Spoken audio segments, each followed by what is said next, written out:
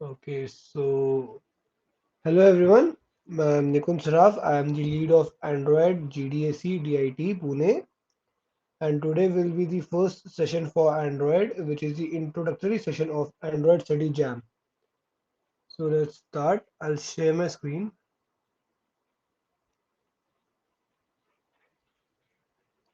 Yeah. Is my screen visible?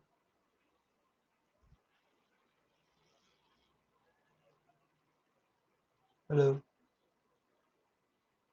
Yeah, it is visible. Okay, so let's start.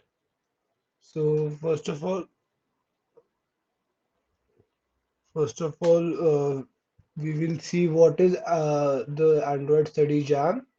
Then the difference between web apps, hybrid web apps, and native apps. Types of native app development, which is possible for Android mobile app development. Nikunj, Huh? your screen has stopped sharing. Okay, wait.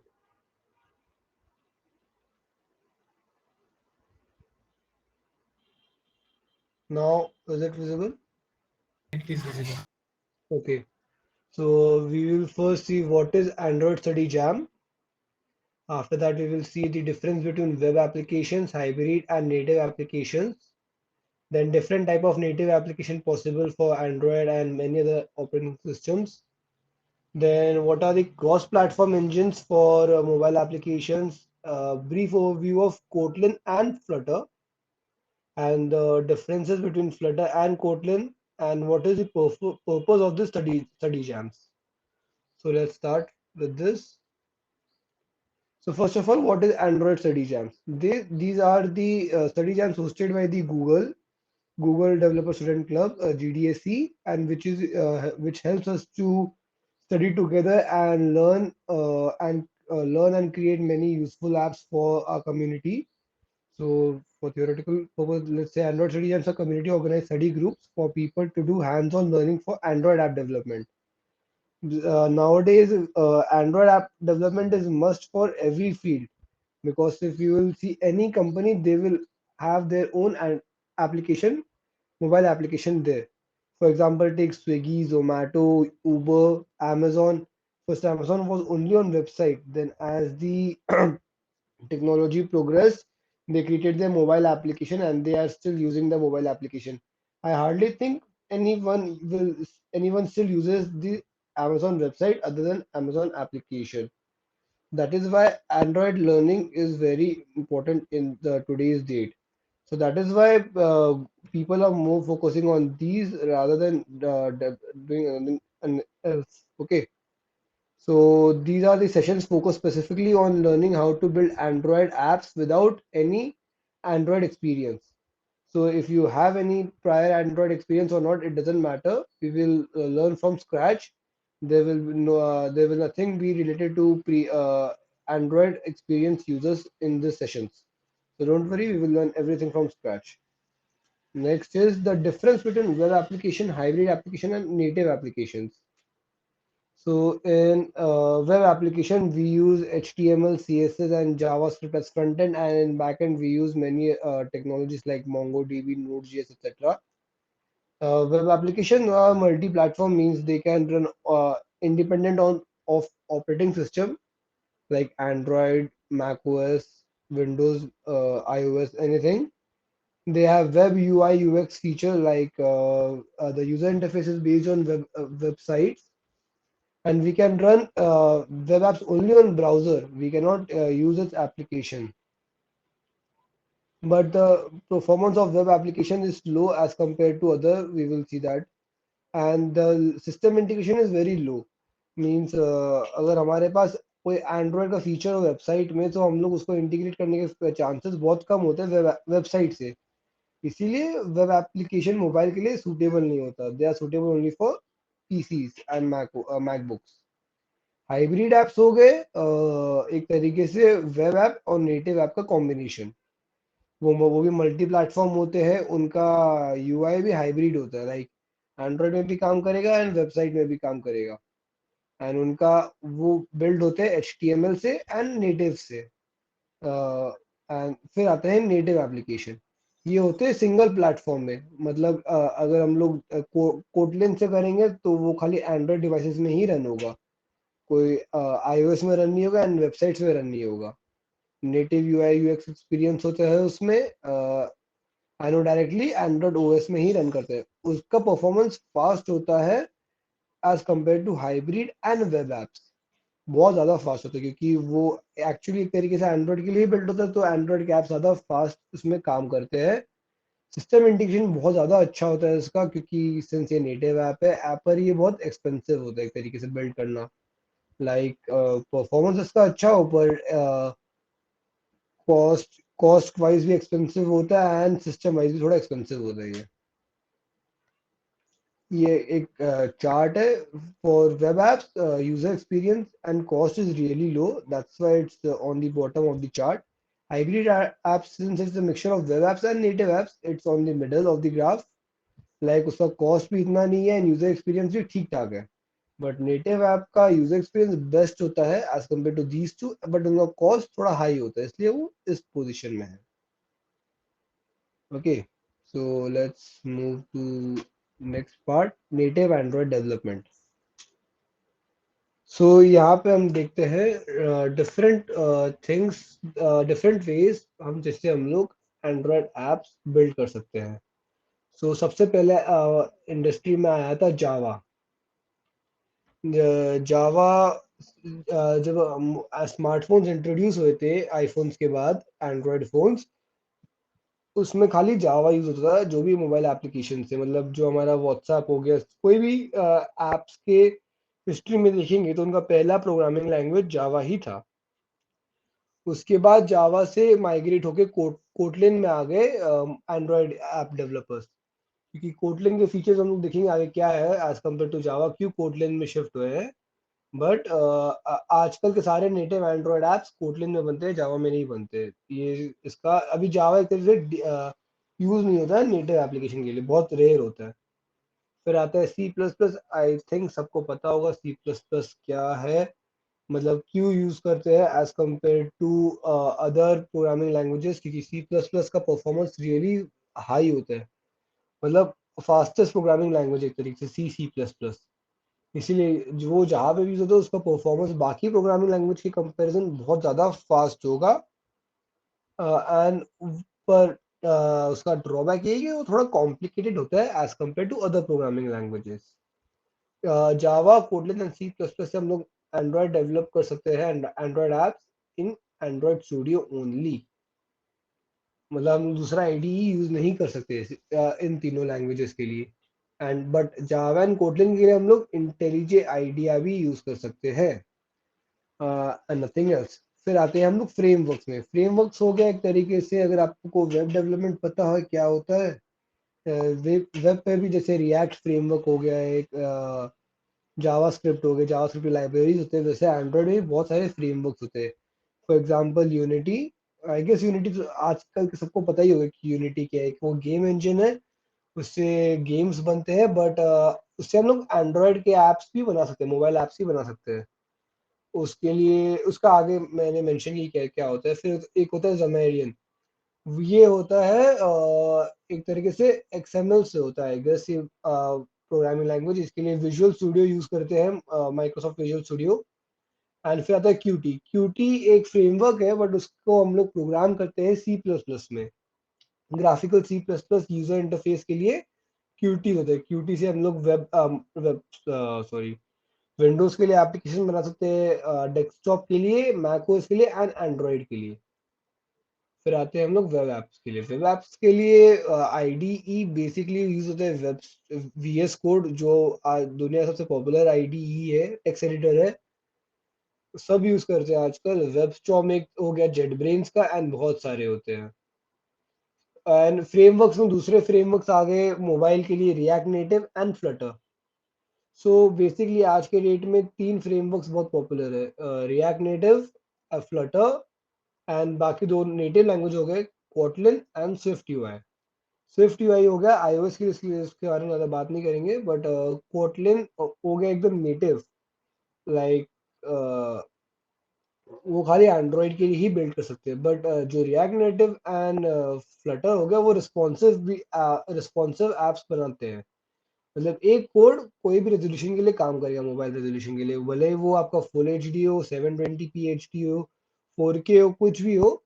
React native and Flutter एक code से सब कुछ configure करेगा। बस Kotlin का drawback यही है कि हमको जैसे जैसे रेजोल्यूशन मिलेंगे वैसे वैसे हमको उसका कोड थोड़ा लेआउट चेंज करना पड़ेगा ऐप डिजाइन का, वरना वो फिर रेंडरिंग में एरर हमको बहुत सारे बग्स देगा। तो इसलिए आजकल फ्रेमवर्क ज़्यादा यूज होते हैं एज कम्पेयर टू नेटिव, क्योंकि सब फ्रेमवर्क में शिफ्ट हो रहे हैं धीरे धीरे। अगर हम लोग देखेंगे popular companies like Facebook Facebook ने रिएक्ट नेटिव इंट्रोड्यूस किया 2016 में। एंड तब से फ्लटर आने के पहले रिएक्ट नेटिव बहुत ज़्यादा पॉपुलर हो गया था, बहुत कंपनीज रिएक्ट नेटिव में शिफ्ट हो गई थी। फिर फ्लटर में जैसे फ्लटर गूगल ने फ्लटर को 2018 में आई गेस इंट्रोड्यूस किया, फिर तब से फ्लटर जैसे पाइथन कैसे पॉपुलर हो गया वैसे ही फ्लटर भी बहुत ज़्यादा पॉपुलर हो गया फॉर मोबाइल डेवलपमेंट। ये फ्लटर भी रेस्पॉन्सिव है, उसका डॉक्यूमेंटेशन एक्सेलेंट है। लाइक बहुत ज़्यादा अच्छे से उसको टाइप किया हुआ डॉक्यूमेंट, उसके डॉक्यूमेंटेशन को, क्योंकि कोई भी अगर सीखना चाहे फ्लटर तो instead of video lectures, video courses, YouTube कुछ भी छोड़ के वो सीधा डॉक्यूमेंटेशन से सीख सकते हैं, इतना अच्छा उसका डॉक्यूमेंटेशन है। उसके लाइब्रेरीज जो एडिशनल लाइब्रेरीज उसके डॉक्यूमेंटेशन भी बहुत अच्छे से प्रेजेंटेड है। और कॉटलिन एंड फ्लटर का बेस्ट पार्ट ये है कि ये ओपन सोर्स है। मतलब अगर हम लोग किसी को भी क्यूरियोसिटी होती है, जैसे मेरे को थी कि अंडर द हुड कैसे काम करता है, तो हम लोग सीधा उसके सोर्स कोड में जाके चेक कर सकते हैं कैसे काम करता है, कैसे रेंडरिंग होता है, कैसे सिस्टम से इंटीग्रेटेड होता है, ये सब चीज़ वो हम लोग देख सकते हैं। तो ओपन सोर्स है इसलिए इसका फ़ायदा ये है। सो आगे बढ़ते हैं क्रॉस प्लेटफॉर्म इंजन्स पे। So cross platform engine specifically use होते हैं जब कोई हम लोग मोबाइल एप्लीकेशन कोई स्पेसिफिक पर्पस के लिए होता है। फॉर एग्जांपल हम लोग आते हैं यूनिटी पे। अभी मैं यूनिटी पे गेम भी बनाता हूँ, फ्लटर में मोबाइल ऐप भी बनाता हूँ, मैं यूनिटी से मोबाइल गेम्स भी बनाया हूँ। बट यूनिटी बेसिकली खाली गेम्स के लिए ही प्रेफर करना चाहिए, not for anything else mobile application के लिए। यूनिटी बेसिकली गेम्स के लिए ही फोकस्ड है। हम लोग दूसरा कोई ऐप बनाएंगे जैसे डेस्कटॉप का भी ऐप बनाएंगे यूनिटी से, तो उसका परफॉर्मेंस बहुत लैगी होगा, एफिशिएंट नहीं होगा एज कम्पेयर टू जो एक्चुअल प्रॉपर मेथड्स है। सो यूनिटी से हम लोग मोबाइल गेम्स बना सकते हैं एंड्रॉयड के लिए। 2D and 3D graphical apps जैसे पबजी गेम हो गया, फिर जो स्नेक के गेम होते हैं सॉरी,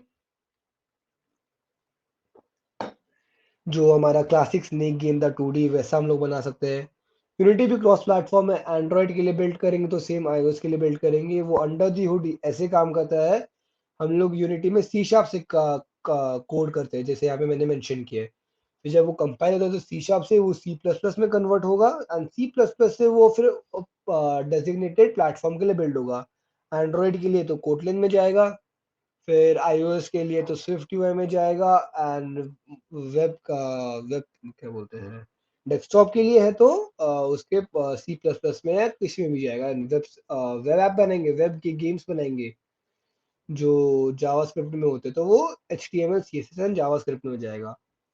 मैं आपको एक जावा वेब का बिल्ड भी दिखाऊंगा इस सेशन लास्ट में, तो देख सकते हैं आप लोग। फिर आते हैं फ्लटर में। फ्लटर है गूगल का इंट्रोड्यूस, 2018 में गूगल ने इसको इंट्रोड्यूस किया था after Facebook introduce react native for cross platform. Flutter एक तरीके से एक्सेलेंट मोबाइल डेवलपमेंट के लिए बेस्ट ऑप्शन है आज के डेट में। इनफैक्ट मैंने भी अपना डेवलपमेंट फ्लटर से स्टार्ट किया था। फ्लटर बहुत इजी है लर्न करने के लिए, इसमें कुछ डिफिकल्ट नहीं है। लाइक तुमको अगर लॉजिक समझ गया, सिंटैक्स समझ गया डार्ट प्रोग्रामिंग लैंग्वेज का। हाँ, Flutter Dart programming language use होता है। Dart programming language is similar to JavaScript programming language. ये डार्ट भी जावास्क्रिप्ट में ही रन करता है, बट इसको हम लोग जावास्क्रिप्ट से कंपेयर नहीं कर सकते क्योंकि डार्ट थोड़ा अलग है जेएस से। बट फ्लटर ओपन सोर्स है इसीलिए बहुत ज़्यादा हेल्पफुल है as compare to native Android. वो उससे हम लोग iOS के लिए बना सकते हैं, एंड्रॉयड के लिए बना सकते हैं, विंडोज़ के लिए, websites, Linux, Mac OS, in fact almost सबके लिए आज के डेट में। जब से फ्लटर 2.2 लॉन्च हुआ था अप्रैल 2021 में। एंड उसके एपीआईज हम लोग जो यूज करते हैं वो डार्ट एपीआई यूज करते हैं, मतलब हम लोग कोई भी यूज करेंगे, फॉर एग्जांपल गूगल मैप का एपीआई यूज करेंगे इसके लिए, तो हम लोग कोई भी एपीआई डार्ट में कन्वर्ट ऑटोमेटिकली हो जाएगा और फिर यूज होगा। एंड उसको बिल्ड करने के लिए, जब बिल्ड करेंगे तो ये स्पेसिफिकली जैसे यूनिटी बिल्ड करता है डेजिग्नेटेड प्लेटफॉर्म के लिए, फ्लटर भी डेजिग्नेटेड प्लेटफॉर्म के अकॉर्डिंगली कोड को कन्वर्ट कर देगा from Dart to, if the platform is Android it will convert to Dart to Kotlin, if the platform is iOS it will convert to dart from sorry it will convert from dart to swift UI. So it is basically one code base for all platform। ये responsive होते हैं इसलिए कोई हमको change करने की जरूरत नहीं, क्योंकि आज की डेट में देखा जाए तो ऑलमोस्ट कितने सारे ब्रांड्स हो गए मोबाइल के, and around millions and millions different mobile phones market में हैं, बहुत सारे हैं, सबके रेजोल्यूशन अलग अलग होते हैं। अभी कोई कंपनी के पास इतने टाइम भी नहीं होते कि हर रेजोल्यूशन के लिए वो कोड को चेंज करे। सो इसलिए हम लोग जाते हैं आजकल रेस्पॉन्सिव के लिए, जो होते हैं फ्लटर हो गया, रिएक्ट नेटिव हो गया। सो उसमें क्या होता है कि हम लोग जैसे डिजाइन करेंगे एप्लीकेशन को तो वो ऑटोमेटिकली स्क्रीन का रेजोल्यूशन के हिसाब से यूजर इंटरफेस को रेंडर करेगा। तो कोई झंझट नहीं, कुछ नहीं, कुछ नहीं होगा, सीधा वो automatically based on the resolution it will render the things on the mobile screen. कुछ एरर नहीं आएगा, कुछ red yellow black yellow warning line कुछ नहीं आएगा। फिर आते हैं हम लोग क्यूटी में। क्यूटी मैं आपको पहले ही बोला कि native code C plus plus से होता है उसका। वो भी क्रॉस प्लेटफॉर्म है, मतलब हम लोग उसको एंड्रॉयड डेवलप डेस्कटॉप ये सब के लिए करते हैं, मोबाइल एप्लीकेशन के लिए ही होता है वो। उसको हम लोग यूआई करते हैं जावा स्क्रिप्ट से या मार्कअप लैंग्वेज से, एंड इसका नेटिव कोड होता है सी प्लस प्लस से। तो चलिए आगे बढ़ते हैं, अभी आते हैं हम लोग कॉटलिन में। सो कॉटलिन को जावा से क्यों शिफ्ट हुए, क्योंकि देखिए जावा तो एक बहुत पुराना प्रोग्रामिंग लैंग्वेज है, एंड जावा बेसिकली पहले जब इंट्रोड्यूस हुआ था, मतलब मार्केट में आया था जावा, तो जावा बेसिकली डेस्कटॉप एप्लीकेशन के लिए यूज होता था, कि वो सी प्लस प्लस से थोड़ा इजी रन करने में, भले वो वास्ट सिलेबस क्यों ना हो जावा का, बट सी प्लस से थोड़ा सा इजी है वो जावा, इसलिए जावा वो बहुत पॉपुलर हो गया था, और हम लोग उसको डेस्कटॉप एप्लीकेशन में बनाते थे। इसीलिए हमारा पहला मोबाइल एप्लीकेशन भी जावा में ही इंट्रोड्यूस हुआ था। बट जैसे जैसे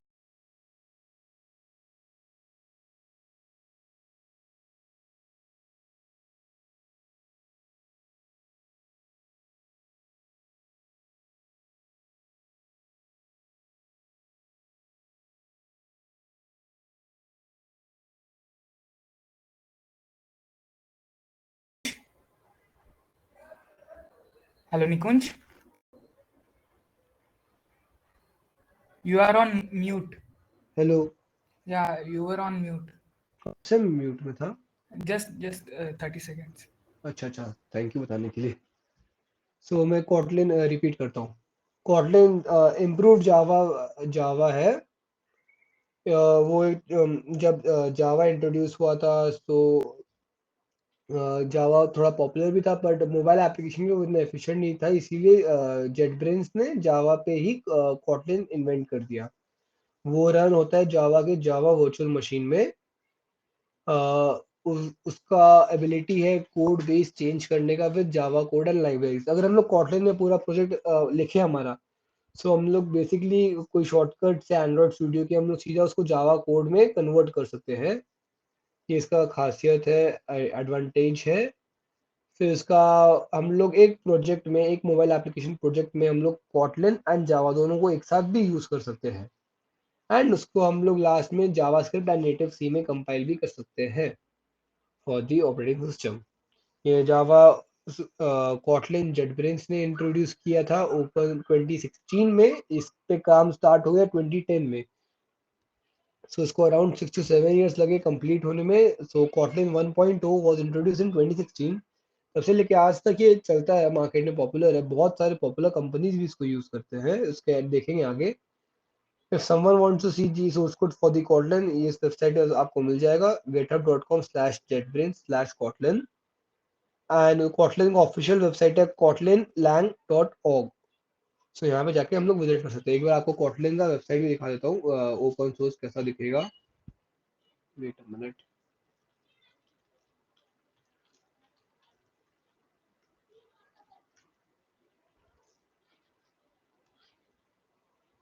सो बेसिकली यहाँ पे हम लोग देखेंगे आके, सो ये कॉटलिन का पब्लिक रिपोजिटरी है। ये बेसिकली इस बिल्ड हुआ है Kotlin 78%, Java 9%, Swift UI for Mac, I guess, C, C++, Objective-C and other. So ये Kotlin का सोर्स कोड है। If anyone want to see कि कैसे Kotlin बिल्ड हुआ, हम लोग यहाँ पे जाके देख सकते हैं। एंड ये Kotlin का ऑफिशियल वेबसाइट है। इसमें जाके मतलब वही वैसे ही मिलेगा जैसे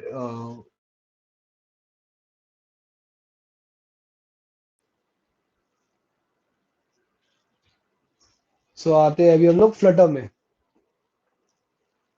फ्लटर गूगल ने इंट्रोड्यूस किया था 2018 में। गूगल का ऑफिशियल प्रोग्रामिंग लैंग्वेज आया आज के डेट में फ्लटर फॉर मोबाइल एप्लीकेशन।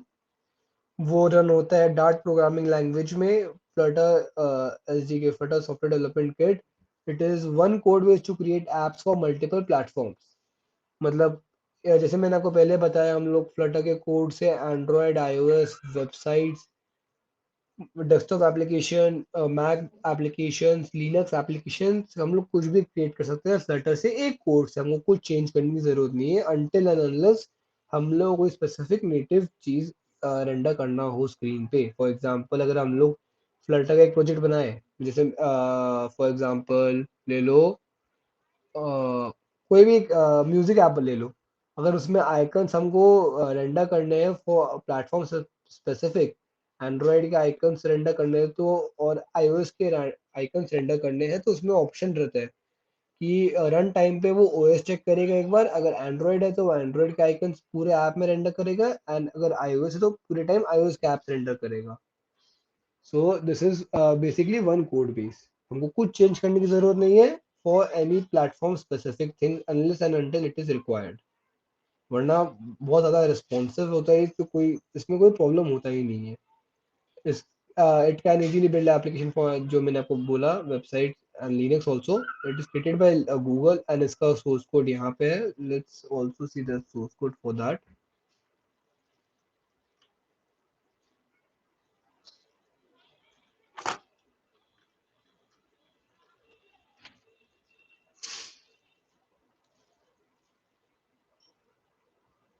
ये फ्लटर का सोर्स कोड है। जैसे मैंने आपको बोला ये डार्ट पे बिल्ड है, जावा ऑब्जेक्टिव सी में इसीलिए है क्योंकि बाद में उसको हम लोग को नेटिव में कन्वर्ट करना पड़ता है। जैसे मैंने आपको पहले बताया था, हम लोग फ्लटर में लिख देंगे कोड, पर जब हम लोग उसको बिल्ड करेंगे तो वो स्पेसिफिक प्लेटफॉर्म के अकॉर्डिंग वो कोड को कन्वर्ट कर देगा एंड उसको बिल्ड करेगा। इसीलिए Java and objective C use होता है, क्योंकि एज आई गेस थोड़े लोगों को पता होगा कि ऑब्जेक्टिव सी कोर होता है for iOS, and C plus plus तो सबका ही कोर होता है, इसीलिए सी प्लस प्लस भी है इसमें। एंड ये फ्लटर का ऑफिशियल वेबसाइट है, यहाँ से हम लोग जाके वो कर सकते हैं इसका documentation check and everything. So let's go to the key differences between Flutter and Kotlin. So Flutter cross platform है गूगल की तरफ से। Kotlin is statically type object oriented programming language targeting JVM, Java and JavaScript. Google ने बनाया था Flutter को and Kotlin ने बनाया जेडीबी। सो एंड 2017 में फ्लटर रिलीज होता, सॉरी मैं 2018 बोल रहा था बहुत देर से, बट कॉटलिन 2011 में स्टार्ट हो गया था।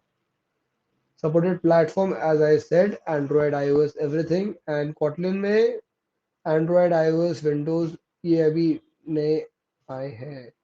But learning for Flutter is must learn Dart, because Dart के बिना हम लोग फ्लटर नहीं कर सकते।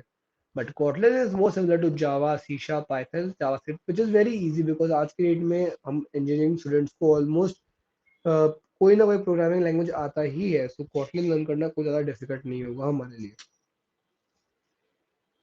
फ्लटर के ऐप के एप्लीकेशन बिल्ड साइज बिगर होते हैं as compare to Kotlin, because Kotlin native है तो उसको खाली नेसेसरी चीजें ही यूज करनी पड़ती है। Performance of Flutter is basically the native performance on all platform. कोई ज़्यादा स्पेशल नहीं है, ना स्लो ना फास्ट। बट कॉटलिन का कंपाइलेशन स्लो है as compare to Flutter, but performance is same as compare to Flutter, कोई डिफरेंस नहीं है major. Flutter is popular for beautiful and faster UI development.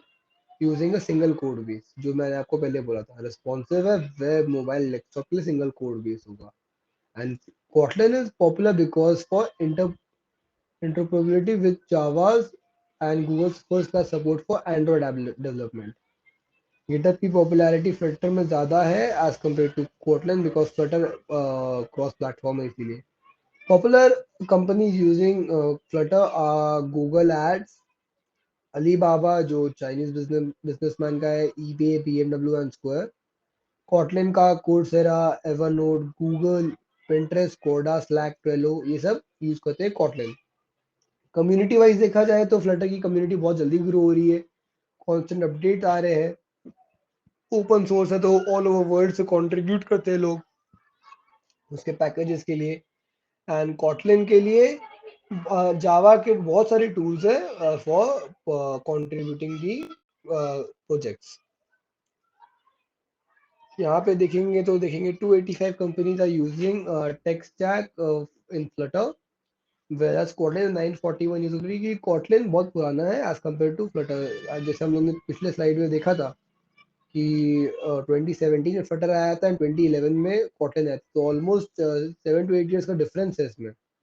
इसीलिए कॉटलिन की कंपनी यूजर्स ज़्यादा है as compare to Flutter, but I guess आने वाले कुछ सालों में फ्लटर कॉटलिन को बीट कर देगा इसमें। जैसे मैंने बोला, it is relatively new as compare to Kotlin, but Kotlin is more mature and stable language and tools because it is really old as compared to Flutter. Special features for Flutter are hot reload, fully customized widgets, and platform and awareness for user interface. Whereas Kotlin का है interoperability with Java, concise, safe, and functional programming support. So main takeaway ये है कि no framework or programming language is perfect. कोई perfect नहीं होता and each has its own pros and cons. Flutter and Kotlin are both best in performance and they save our development time and cost significantly as compared to old Java and Objective-C things. Flutter is more popular than Kotlin in some ways, even it is new in market. On the other hand, Kotlin is more preferred to develop Android apps. If we consider for cross-platform development, both offer native-like performances using a single code base. So ये हो गया आज का introductory session, almost over. So what is the purpose of the study chat? Purpose जो मैंने आपको starting में बोला था कि हम लोग साथ में पढ़ेंगे Kotlin and Android development Flutter, ये सबसे एंड्रॉयड के ऐप्स कैसे बिल्ड होते हैं वो सीखेंगे। सो इसके हम लोग 3 स्टडी जैम्स रहेंगे, नवंबर 29 से लेकर 10 जनवरी तक। डेट्स हम लोग मेंशन कर देंगे कब कब होगा। आफ्टर जैम फिनिश, जब जैम्स खत्म होंगे तब सर्टिफिकेट मिलेंगे पार्टिसिपेशन का सबको। सो आई रियली एनकरेज कि सब पार्टिसिपेट करें इसमें। सो सब मिल के लर्न करेंगे एंड्रॉयड ऐप्स कैसे बिल्ड होते हैं, which will which will help us significantly in our placement offers, क्योंकि एंड्रॉयड ऐप एक तरीके से आजकल के नेसेसरी रिक्वायरमेंट हो गया। कहीं पर भी आप जाओ तो बहुत सारी कंपनीज अपने खुद के ऐप्स बनाते हैं, कोई प्राइवेट ऐप्स बनाते हैं, जैसे हॉस्पिटल्स में यूज होते हैं प्राइवेट ऐप्स, शॉपिंग कॉम्प्लेक्सेस में होते हैं, कोई बनाते हैं पब्लिक ऐप्स, जैसे स्विगी जोमेटो हो गया। बैजेस मिलेंगे हमको टास्क खत्म करने के बाद। एंड इसका मेन ऑब्जेक्टिव ये है कि हम लोग को उसका टेक्निकल प्रोफिशिएंसी कब बढ़ेगा, हमारा कम्युनिटी, हम लोग और लोगों से मिलेंगे, सीखेंगे एंड हमारा नॉलेज इंक्रीज होगा। ये व्हाट्सएप लिंक है, ये मैं चैट बॉक्स में दे दूंगा। So if you want you can join our official WhatsApp group जिसमें हमारे डेट्स ये सब आएंगे। And I guess Lalit Patel ji, आपका क्वेश्चन का आंसर मिल गया। मैं ये लिंक चैट बॉक्स में फॉरवर्ड कर दूँ, सो प्लीज इसको ज्वाइन कर लीजिए। यहाँ पे आपको कोई भी डाउट रहा एंड्रॉयड के रिलेटेड, फ्लटर के related, you can ask me any time, I will surely help you. And जो भी फ्यूचर इवेंट्स होगा वो यहाँ पे ग्रुप में आ जाएगा कि कब होगा कैसे होगा। So you can RSVP on time and join with me on the sessions. Now question and answer time. किसी को क्वेश्चन है तो प्लीज पूछिए, कोई भी क्वेश्चन हो, and I'll try my best to answer them. Till then मैं वो व्हाट्सएप ग्रुप लिंक आपको भेज देता हूँ। So please ask me और questions. वन मोर थिंग, एक गूगल फॉर्म शेयर किया गया है, जो लोग इंटरेस्टेड हैं इस एंड्रॉयड स्टडी जैम में, please fill that Google form as soon as possible. We'll share that form in groups and post it on the Instagram bio also. So जितने लोग भी interested हैं, and I feel that this is a really good opportunity for you guys, not only to learn with the learn like if you perform well, you have a chance to meet with some expert as well. So I think that you should avail this opportunity. So if anyone have any question, like they can use chat section to ask regarding anything.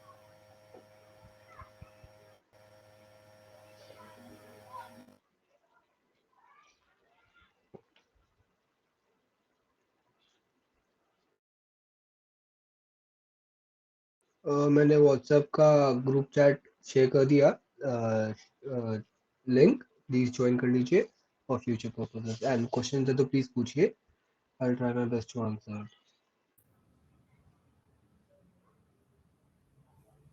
Also, one more thing.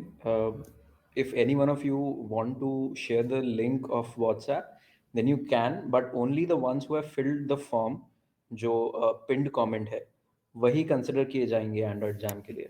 So make sure कि आप और आपके जो भी friends participate करना चाहते हैं, you positively fill the form, so that we can cross verify. Yeah, Nikunj. So you heard me. So please fill the Google form if you are interested in the Android jams. I encourage you to participate in them because उसमें हम लोग बहुत कुछ learn करेंगे, and it will be more helpful to us in our future placements and everything. So please.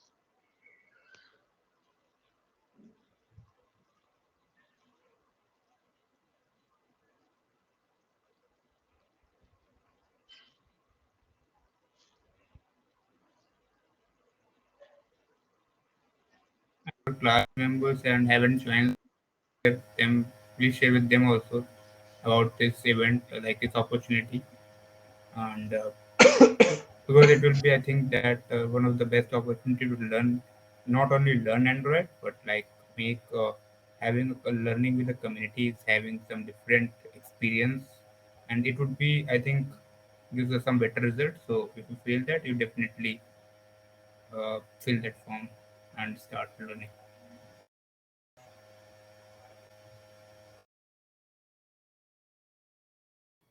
If no one has any questions, I guess we can wrap it up.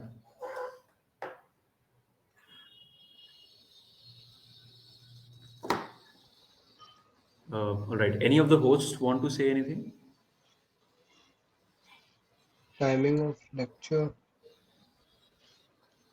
Yeah, वो Nikunj. dates आएंगे तब हम आपको उसमें बता देंगे कि कब होगा. So don't worry about that. जब dates fix होंगे. Any other thing?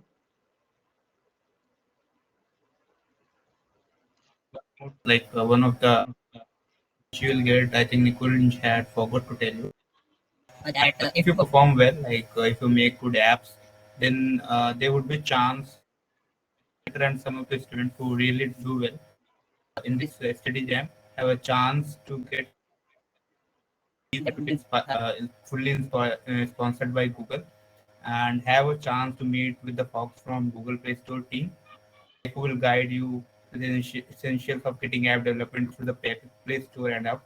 So they will be from some Google engineers who will guide you. If you really do well in study and you make a good apps and all, then this opportunity will be given to you, and you also like t-shirt and all if you really do well. But that would be not guaranteed. It's totally depend on you how you perform. But I think if you get a chance to meet with some Google engineers and all, so you should give your best, like try to gain that opportunity because it is not easily available for all, right? So take it seriously, and if anyone has question, ask. Otherwise, we'll end this meeting. So Ujjwal asked that if we could learn Kiwi framework of Python. Yeah, sorry, I guess we cannot. We are going to learn Kotlin and Flutter in this. So do we have to learn Kotlin? Yes, actually this Android study jam is about Kotlin, and we will also going to learn Flutter also. It's possible, but it mainly focus on Kotlin.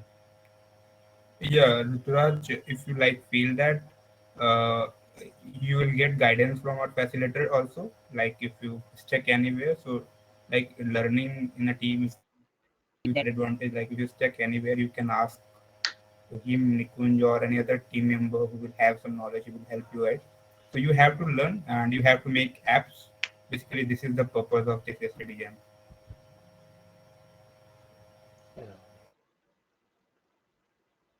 Any other questions? So anyone has doubts, they can put it in the group also, facilitator, and we will be addressing them in the group also. Yeah. And as Meet already told you, we'll consider only those students who fill that Google form. So group, and if you haven't filled that form, please do fill it. Otherwise, we won't able to consider you if you come to us after 29 because the starting date is 29, right? So if you Yeah, I want to avail, forgot to mention that. The study jam will begin from November 29, so please fill the forms before that. I want to learn complete Android. Yes, it is beginner friendly. It's quite easy if you know any other programming language, as I mentioned earlier. Kotlin basically yes, जावा के similar syntax है उसका, तो कोई difficult नहीं होगा। जावा नहीं भी आता, अगर आपको कोई दूसरा प्रोग्रामिंग लैंग्वेज भी आता है तो बहुत इजी है कॉटलिन, खाली उसका लॉजिक समझना वो है आपको necessary. Lalit Patel, like the purpose of this study jam is only to like help beginners to learn their what is Yeah. going on like in technologies and all like Google technologies. So it would be definitely totally beginner friendly. And if you even don't know anything, like even don't know any programming language, then also you can start.